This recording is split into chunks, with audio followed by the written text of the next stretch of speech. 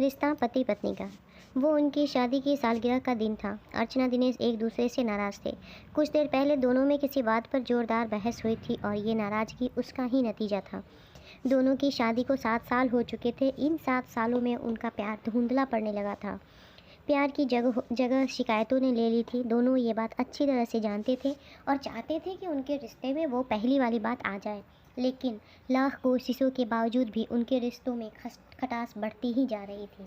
उस समय दिनेश बालकनी में खामोश खड़ा था। अर्चना उसके पास आई और उसे एक डायरी देते हुए बोली, मैं इन रोज़ रोज़ के झगड़ों से तंग आ चुकी हूँ। ज़रूर हम दोनों में कुछ खामियां हैं जिन्हें हम दोनों को मिलकर दूर करना है, तभी हमारा रिश्ता बच पाएगा। मैं चाहती हूँ कि अगले 1 साल तक तुम्हें मुझ में जो भी कमियां दिखाई पड़े वो तुम इस डायरी में लिख देना। मैंने अपने लिए भी एक ऐसी डायरी ले ली है जिसमें मैं तुम्हारी कमियां लिखा करूँगी। अगले साल अपनी शादी की सालगिरह के दिन हम दोनों एक दूसरे की डायरी पढ़ेंगे और जो भी कमियां होंगी उस पर चर्चा करेंगे और उसे सुधारने की कोशिश करेंगे। दिनेश तैयार हो गया। वक्त गुजरता गया और 1 साल बीत गया। शादी की सालगिरह आ गई। दोनों एक दूसरे के सामने बैठे हुए थे। पहले अर्चना ने अपनी डायरी दिनेश की तरफ बढ़ाई।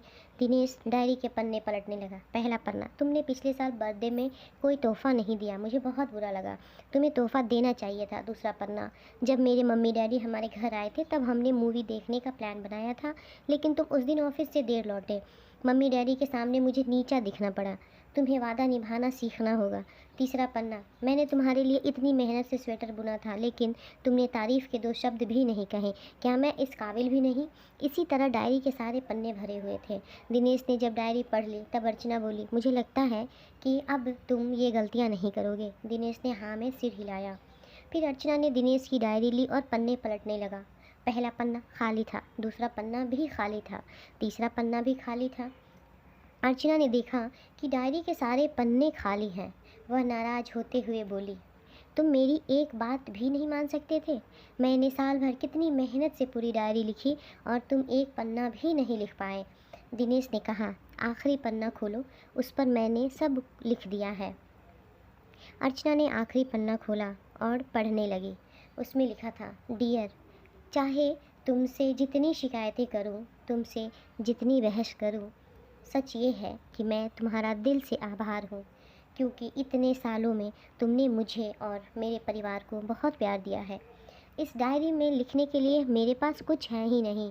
ऐसा नहीं है कि तुम में कोई कमियां नहीं हैं, लेकिन तुम्हारे प्यार, समर्पण और त्याग के सामने वो सारी कमियां बौनी हैं। हजारों कमियां हैं मुझ में, इसके बावजूद तुम मेरी परछाई बनकर हरदम मेरे साथ रहती हो। भला अपनी परछाई की भी कोई कमी निकालता है? तुम जो हो, जैसी हो, मैं तुम्हें बहुत प्यार करता हूँ और इसी तरह तुमसे लड़ते झगड़ते प्यार करते अपनी सारी ज़िंदगी गुजार देना चाहता हूँ।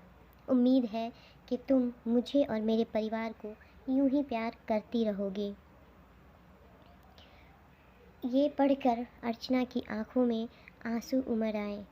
उसने उसी समय अपनी डायरी दिनेश के हाथ से छीन ली और उसे जला दी। साथ में वो सारी शिकायतें भी जो इतने सालों से उसके मन में दबी हुई थीं। पति पत्नी दोनों ने फैसला किया कि वे जैसे हैं वैसे ही एक दूसरे को स्वीकार करेंगे, अच्छाइयों के साथ, कमियों के साथ और ढेर सारे प्यार के साथ। दोस्तों, अगर आपको ये कहानी अच्छी लगी तो प्लीज़ हमारे चैनल को लाइक करें, सब्सक्राइब करें और शेयर करें। Thank you.